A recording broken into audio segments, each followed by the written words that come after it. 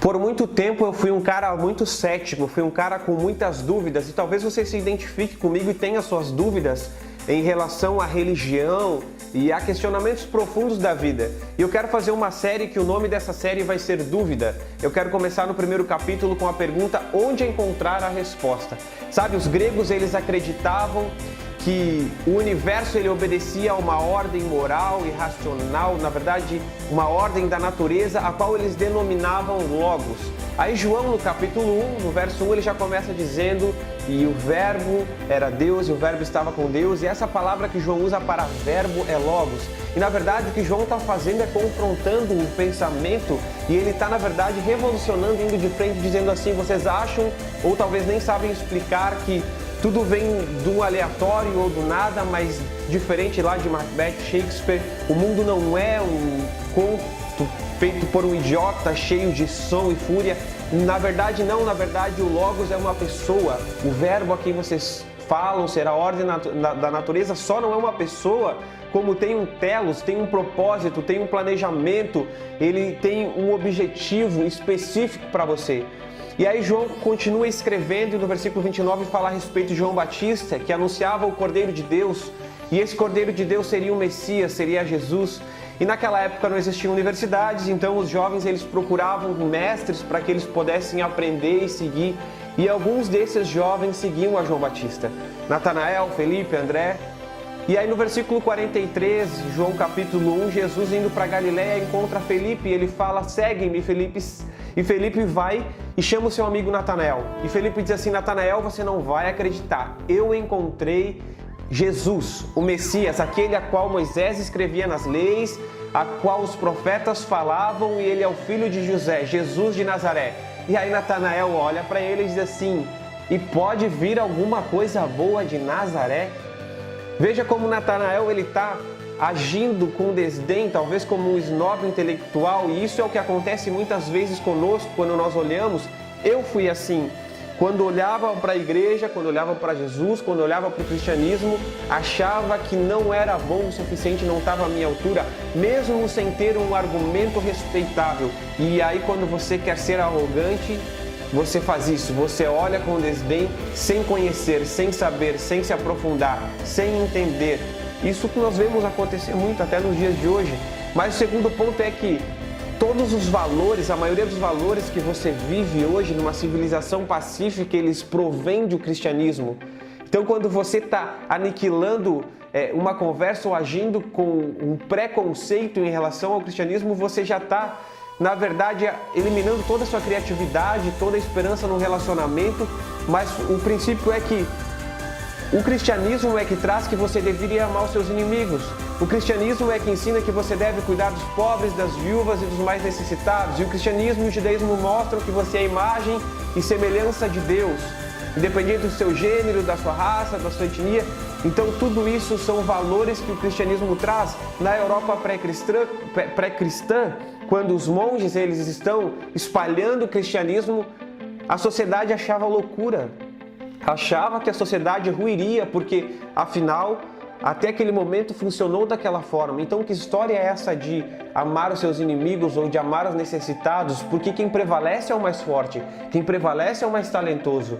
Sabe, não só isso, se você for olhar lá em Gênesis, antes da Bíblia, você vai ver que a cultura dizia que quem teria que herdar a herança era o filho primogênito, sendo que o segundo ou terceiro filho ficavam com pouco ou quase nada. E Jesus, na verdade Deus, ele muda isso e ele escolhe Davi ao invés de seus 11 irmãos, ele escolhe Abel ao invés de Caim, ele escolhe Jacó ao invés de Esaú, e ele vai escolhendo sempre aquele que a sociedade rejeitava, sempre aquele que a sociedade considerava como indesejado. E ele faz isso com as mulheres também. A mulher que tinha muitos filhos, essa mulher era aclamada, essa mulher era valorizada. Por quê? Porque ela poderia com mais facilidade perpetuar a sua família, teria mais trabalhadores, mais pessoas no exército. E aí Jesus pega mulheres que não poderiam ter filhos, abre a madre dessas mulheres e faz com que elas tenham filhos que são verdadeiros homens de Deus. E ele faz isso com Rebeca, faz isso com Sara, faz isso com Ana, mãe de Samuel, faz isso com Isabel, mãe de João Batista. Então, legal, Deus ele sempre usa homens e meninos indesejados, mulheres e meninas indesejados. E essa parte do cristianismo é legal, essa parte de cuidar dos órfãos, das viúvas. Só que essa parte não é a central, na verdade a parte central do cristianismo é o sobrenatural, e toda ela está embasada em Jesus, em Deus e a salvação, e enviando o seu Filho para que nós pudéssemos ser salvos. Então não tem como, na verdade, você escolher uma parte que você acha legal desse conto. Não é assim que funciona. Na verdade, quando a gente escolhe uma parte, a gente não está entendendo nada. E na verdade até estamos sendo hipócritas, porque quando a gente quer concordar com algo, mas não por completo. Sabe? Quando não tem como separar partes por partes. Mas a questão é que quando Jesus ele encontra Natanael, ele diz assim: aqui eu vejo um homem em quem não há fingimento, um verdadeiro israelita. E Jesus já traz uma grandeza de Natanael para fora, para mostrar para Natanael quem era Jesus. E Natanael já olha para ele assustado, e Jesus vai trazer a revelação de um propósito. E aí outro ponto é: como eu sei que algo é bom ou algo é ruim? Se eu pegar um relógio e tentar pregar um prego com relógio, não com um martelo, eu vou dizer esse relógio é ruim?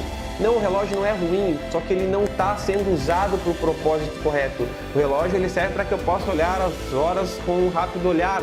Na verdade, eu estou usando para o propósito errado. Então, como é que eu sei que algo é bom ou ruim? Está vendo que quando você exclui Deus e quando você exclui um propósito, você não tem nem como dizer que alguma pessoa é boa ou má?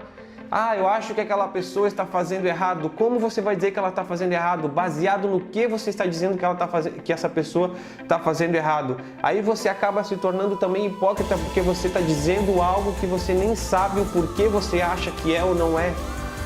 Mas Jesus ele fala isso para Natanael, e aí ele diz assim: eu vi você debaixo de uma figueira. E ninguém sabe o que Natanael fazia debaixo daquela figueira, mas o ponto é que quando Jesus fala isso, ele muda de ideia e ele diz: eu vejo que tu és o Cristo, eu vejo que tu és o Filho de Deus, eu vejo que tu és o Messias.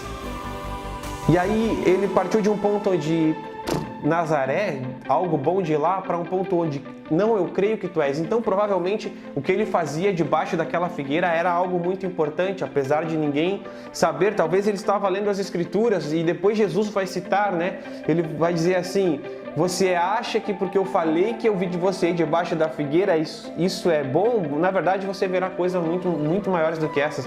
Você verá anjos descendo e subindo do céu. E aí Jesus ele está falando das escrituras, ele está citando lá Jacó, quando ele teve uma visão que ele viu os céus abertos, uma escada e os anjos subindo e descendo. E essa visão está se cumprindo em Jesus, que está tirando uma pedra que impediu o homem de se achegar a Deus, porque Jesus veio fazer isso, de remover essa pedra e abrir os céus para que nós pudéssemos nos achegar a Deus. E aumentando a expectativa. Sabe, Natanael vivia um tempo de crise. Natanael ele estava passando por um momento onde ele se perguntava: será que nós somos realmente o povo de Deus? Será que Deus vai realmente enviar um Messias? Será que realmente Deus ainda se importa conosco, ou será que Deus nos abandonou? Muitos jovens vivem esse momento, muitos jovens vivem esse questionamento, muitas pessoas hoje estão com esse pensamento, mas quando ele encontra Jesus, Jesus diz assim: ei, você está dizendo que eu sou o Messias por causa disso, mas você vai ver coisas muito maiores do que essa. Ou seja, não importa qualquer que seja a sua expectativa, qualquer que seja a sua esperança, qualquer que seja o seu sonho, quando você encontra Jesus, ele sempre vai ter mais do que aquilo que você pensa, espera, imagina. Jesus ele sempre vai além daquilo que você acredita que vai encontrar. Quando você encontra com Jesus, Ele é a resposta. Então, aonde encontrar a resposta? Na verdade, Ele é a resposta. Enquanto todas as outras religiões vão dizer que você precisa fazer algo para se conectar a Deus, Jesus vai dizer: você não precisa fazer nada, porque sabendo que você não era capaz, eu fiz tudo o que deveria ser feito. Quando todas as outras religiões vão dizer que você que tem, eis aqui as respostas para os grandes questionamentos da vida, Jesus vai dizer, o cristianismo vai dizer: Jesus é a resposta para os grandes questionamentos da vida. Então as outras religiões, muitas delas vão colocar que você precisa seguir alguém bem sucedido, alguém muito forte, e o cristianismo não vai dizer isso. O cristianismo vai dizer: você não precisa seguir alguém bem sucedido e alguém forte, na verdade você precisa seguir Jesus. Na verdade o princípio é: você precisa entender que você não é forte o suficiente para poder ser dependente de Deus, que você é falho, porque você é falho, agora você vai se encontrar com Deus. Veja que o cristianismo ele é totalmente diferente. E aí quando você encontra Jesus, você sai da sua crise, você supera as suas expectativas. Na verdade, Ele supera todas as tuas expectativas para que você comece a caminhar da forma correta. Eu espero que esse vídeo tenha ajudado você. Se você gostou, deixe seu like, compartilhe, envia para algum amigo seu que ainda é um pouco cético. Quem sabe isso também ajude ele. Um abração.